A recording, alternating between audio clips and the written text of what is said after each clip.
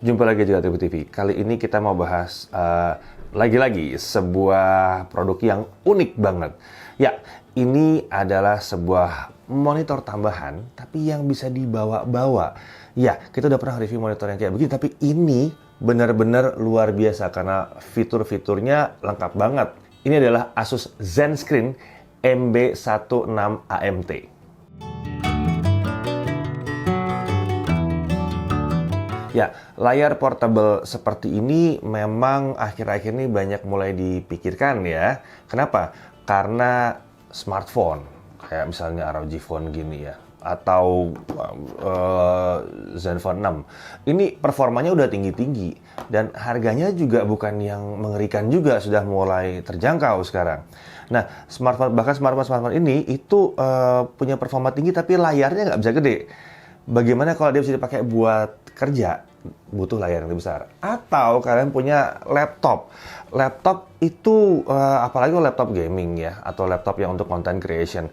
Itu sebetulnya performanya tinggi banget. Tapi bagi kami, layarnya kekecilan. Atau kurang layarnya, cuma satu doang. Sekencang ini layarnya cuma 15,6 inci. Gimana kalau punya dua layar untuk kerja? Ini akan lebih enak lagi. Nah, tapi dari beberapa kali kita ngetes, memang kebanyakan ada aja yang terasa kurang.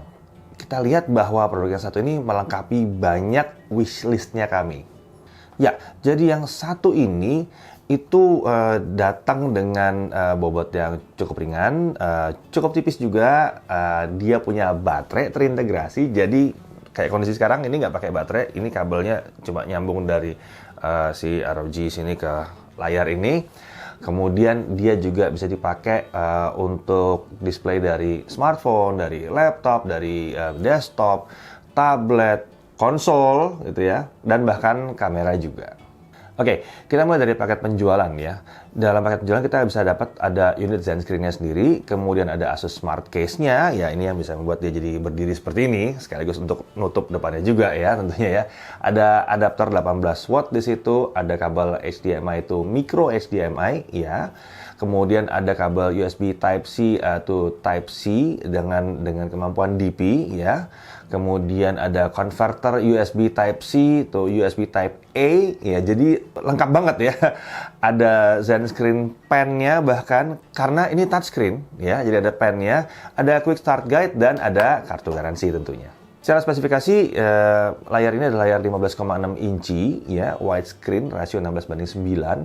Panelnya adalah panel IPS, viewing angle 178 derajat. Resolusi maksimum ada di 1920x1080. Permukaannya non-glare, jadi nggak mantul-mantul ya, gitu. Kontras rasio maksimum 700:1 dengan brightness maksimum di 250 nits. Nah, layar ini punya banyak banget fitur. Contoh fitur pertama adalah flicker free. Kemudian ada low blue light. Di low blue light itu bisa ada 5 tingkatan bahkan ya, untuk menahan blue light supaya mata nggak capek ya. Kemudian ada touchscreen-nya sendiri ya. Ada Splendid. Nah, ini video preset mode. Bisa ada 8 presetnya. Ada sRGB, ada scenery, ada theater, ada standar, ada night view, ada game, ada reading, ada dark room. Jadi bisa di set-set gitu ya. Splendid ini mau nyeting warna di layar tuh mau kebutuhannya seperti apa gitu ya. Lalu ada quick fit, ada alignment grid 3x3 untuk komposisi fotografi, itu juga bisa di sini. Ada photo mode, itu nampilin border template foto dalam ukuran nyata. Kemudian ada Game Plus, di beberapa monitor yang kita pernah tes yang buat gaming itu ada ini juga, ada crosshair-nya gitu ya. Ada timernya juga di situ. Jadi fiturnya lumayan lengkap dijejalkan oleh Asus di sini. Nah, untuk sarana input output ada micro HDMI ya, kemudian ada juga USB Type-C, dan ini juga bisa dipakai buat ngecharge dia karena tadi ada baterainya ya. Oke, untuk baterainya sendiri itu adalah baterai 7800 mAh. Untuk compatibility terhadap OS dia support Windows 7, 8, 10 juga ya, Android 6 sampai yang paling baru, kemudian macOS 10.15 sampai yang baru, Linux, dan bahkan Chrome OS. ZenScreen ini punya desain yang slim dengan super narrow bezel design. Jadi emang tipis bezelnya ya. Kanan, kiri, sama atas itu tipis. Ya, kekinian banget. Untuk dimensinya, panjangnya 359,7 mm, lebar 227,4 mm, dengan ketebalan 9 mm. Tipis ya. Nah, ketebalan bezelnya tadi itu cuma 6 mm. Jadi ya bener kan ya, bodi tipis, bezel tipis. Untuk bobotnya, si Zen Screen-nya sendiri itu 850 gram. Sementara Zen Screen dengan Asus Smart Case, total bobotnya adalah 1258 gram. Ya, sekitar 1,2 kilo kalau dibawa totalnya. Jadi cukup ringan, kayak bobot sebuah laptop yang tipis dan ringan. Tapi ini layar 15,6 inci. Warna, ya dia hanya tersedia dalam satu warna, dark gray, ya dengan bingkai hitam di sini. Kemudian kalau kita lihat di sisi depan, di bezel bawah layar, itu ada tombol power di area kanan, dan ada tombol navigasi 5 arah di area kiri. Ya, itu bukan tombol biasa, itu tombol navigasi seperti joystick ya, yang di sebelah kiri itu. Sementara itu sisi atas dan bawahnya dari depan itu nggak ada apa-apa, kosong. Nah, kalau kita lihat dari sisi kanan, kita lihat ada hanya lubang speakernya aja. Lalu di sisi kiri kita lihat lubang speaker, lalu kemudian ada konektor micro HDMI dan USB Type-C. Oke, sebagai catatan, ada beberapa bagian dari si Zen Screen ini yang punya magnet. Itu tujuannya untuk memasangkan si smart case-nya ke layar ini. Jadi memudahkan juga pemasangan gitu ya. Nggak usah pakai velcro atau apa tuh, nggak. Jadi pakai magnet aja.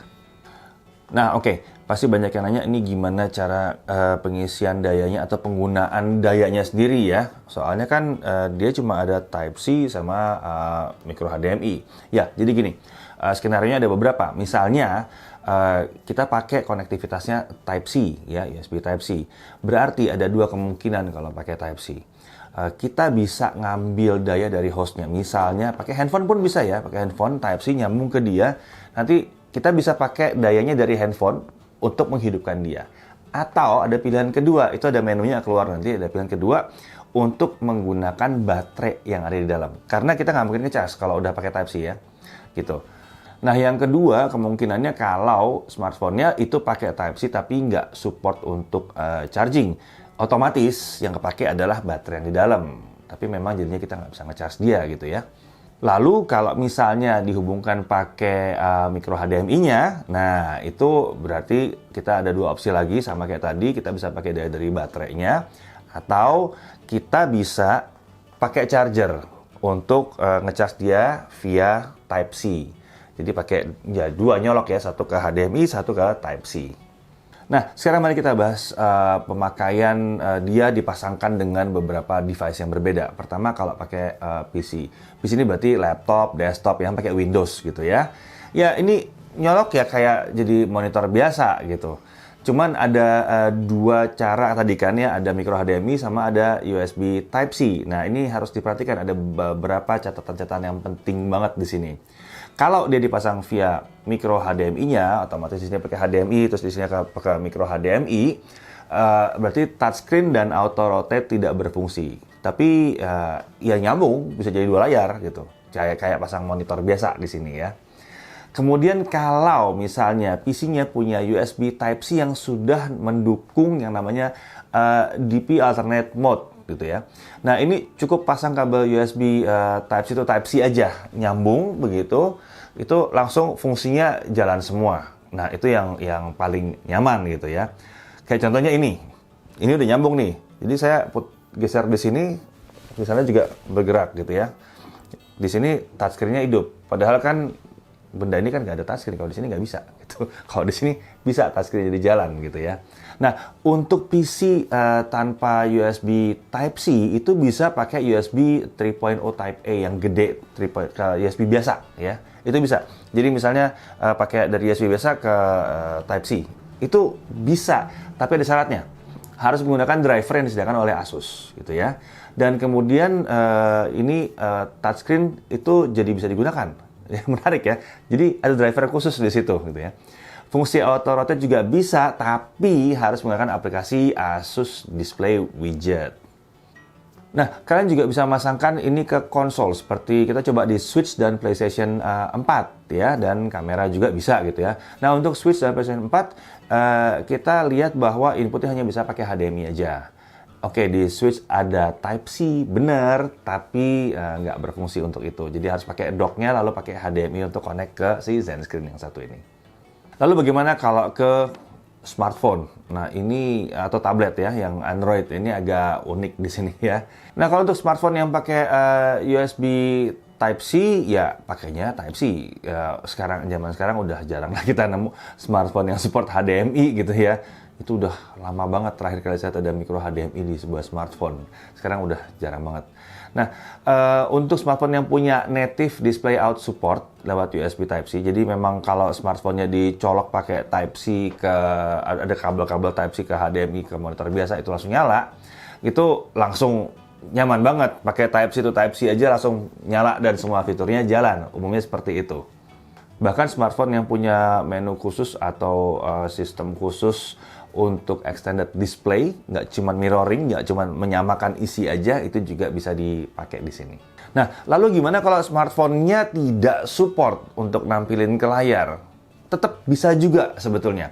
Jadi ada aplikasi Asus ZenScreen Touch dan aplikasi Display Link. Yang paling penting ini Display Link-nya nih ya. Ini bisa membuat smartphone ini bisa mendukung penggunaan layar eksternal. Display Link ini bisa didapetin di Play Store ya. Ini yang didukung memang cuma mode mirroring aja, lalu fitur touchscreen tetap bisa digunakan. Ini menarik ya. Nah, selama penggunaan kita nyobain pakai smartphone, pakai konsol, pakai laptop, itu ya cukup menyenangkan. Dan bahkan speakernya pun kita bisa manfaatkan ya. Kalau dikencengin ya suaranya lumayan oke juga. Walaupun memang oke itu bukan berarti kalian bisa pakai di ruang pameran gitu, terus bisa dengerin kenceng gitu. Nggak begitu gitu ya. Suaranya sih oke, nggak ada masalah, kita nggak punya komplain dengan suaranya. Memang tidak bisa berharap ada bass atau apa segala macam, tapi ya laptop yang bagus lah suaranya. Nah, untuk tombol navigasi ini memang sangat membantu sekali untuk pengaturan menu dari monitornya sendiri, karena sering juga kita harus pilih opsi-opsi gitu ya. Tapi sayangnya memang ini bentuknya agak flat. Kita pertama mengira bahwa ini adalah tombol juga ya, bukan joystick. Ternyata ini adalah joystick. Dan nggak cuma dia flat, tapi dia juga licin atasnya. Mungkin kalau mau ditambahin karet di atasnya akan lebih enak lagi buat pengendaliannya. Kemudian kita juga dapat ini ya, ZenScreen Pen. Ini memang bukan sebuah stylus dengan pressure point 496, ya bukan. Ini cuma stylus biasa aja, ini cuma stylus untuk monitor biasa, tapi setidaknya dari Asus sudah menyediakan ini, jadi kalian nggak perlu nyari-nyari lagi kalau ini dibutuhkan ya. Ini sebenarnya kayak pengganti jari ya, lebih kayak pengganti jari, lebih presisi aja, terutama kalau jari kalian besar-besar nih, kayak saya nih, ya enakan pakai ini. Dari sisi kualitas tampilan kita merasa bahwa ini cukup baik, tidak bisa dibilang spesial, ya bukan AMOLED atau IPS dengan 700 nits gitu ya, enggak memang, tapi udah oke banget untuk nambahin layar dan kalau kita lihat warnanya cukup oke, nggak ada masalah yang warna terlalu lari gitu, enggak, dan kita bisa pakai Splendid Video Preset juga untuk nyeting warnanya. Jadi untuk penggunaan sehari-hari, bahkan buat tuning-tuning warna gitu ya, sudah cukup memadai yang satu ini. Apalagi kalau kalian mau pakai buat nonton, ya modal handphone aja, colok, nonton, enak banget. Satu hal yang menarik juga sebetulnya yang bisa kalian pikirkan penggunaan dia adalah pakai handphone, kemudian handphonenya nyambung ke mouse Bluetooth, keyboard Bluetooth, ya, dia nyambung ke sini, jadilah sebuah PC mini yang mesinnya adalah smartphone kalian. Oke, kita juga tentunya nyobain daya tahan baterai. Ini bukan laptop, tapi kita nyoba daya tahan baterai juga di sini ya. Jadi yang kita coba adalah video playback 1080p. Brightness 100%, volume 20%, inputnya pakai HDMI. Kita dapat dia bisa pakai baterainya sendiri itu selama 3 jam. Lalu kemudian kita coba lagi dengan brightness 100%, volume 20%, input dengan USB Type-C melalui di DP alternative mode ya, DP alt mode ya. Nah ini memang lebih panjang kalau kita pakai DP alt mode, kita dapat sekitar 4 jam. Dan ini semua sesuai dengan klaimnya Asus. Biasanya sih kita dapat agak melenceng-melenceng dari klaim ya. Yang kali ini benar-benar sesuai dengan klaimnya Asus. Ya, pakai HDMI 3 jam, pakai Type-C yang over DP itu ya, dapat 4 jam. Nah, tentunya nanya, harganya berapa? Ya, ingat ini adalah sebuah monitor touchscreen yang sudah dilengkapi dengan baterai yang bisa dibawa kemana-mana. Jadi kalau kalian mau traveling dan butuh layar ekstra, ya ini jalan keluarnya. Apalagi kalau mau fitur yang lengkap banget. Bahkan touchscreen-nya bisa mengendalikan smartphone kalian ya. Nah, untuk harga dia ada di 6.499.000. Mahal? Enggak sih, kalau emang kalian butuh layar ekstra ini enggak. Ini sebetulnya murah juga kalau buat layar ekstra ya. Apalagi kalau kalian misalnya mau memanfaatkan dia untuk mengenhance lebih jauh fungsi dari smartphone kalian. Bawa jalan-jalan, smartphone-nya dipakai buat ngetik, pakai layar yang gede, ya bisa, kenapa enggak. Dan ingat, touchscreen-nya jalan di sini. Kalau layar lain ada yang touchscreen-nya nggak ada di sini, cuma buat tampil aja. Kalau kalian pakai monitor juga sama, cuma buat tampil doang, tapi nggak bisa dikendalikan dari monitornya. Ya, jadi memang spesial banget yang satu ini. Oke, kesimpulan. Jadi ini salah satu layar monitor portable yang paling lengkap dan cukup mudah untuk digunakan. Mendukung banyak jenis perangkat ya, karena ada HDMI dia jadi lebih fleksibel lagi ketimbang opsi yang lain yang ada di pasaran. Touchscreen ada, baterai tersedia di situ, layarnya IPS jadi viewing angle-nya oke. Smart case-nya juga bikin jadi lebih mudah gitu ya dibawa-bawa dan diberdirikan seperti ini. Dia juga punya speaker gitu ya, dan dia udah disupport dengan banyak fitur-fitur ekstra, sampai ada crosshair segala di situ ya kalau main game pakai ini, dan konektivitasnya cenderung cukup mudah. Ya, jadi buat kalian yang butuh layar ekstra buat di perjalanan ya, sering traveling mungkin, butuh layar yang bisa dibawa-bawa, karena siapa tahu layar segini nggak cukup, butuh 2 layar buat pekerjaan, bisa jadi. Ya, ini adalah opsi yang bagus banget. Atau bahkan buat kalian yang mau memanfaatkan smartphone kalian supaya lebih optimal lagi di perjalanan, kalian mau kerja pakai smartphone, tapi layar besar, bisa.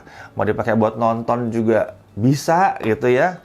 Ya, ini adalah opsi layar portable yang paling lengkap yang pernah kami lihat setidaknya sampai di awal tahun 2020 ini. Saya Deddy Irfan, Jagat Review TV.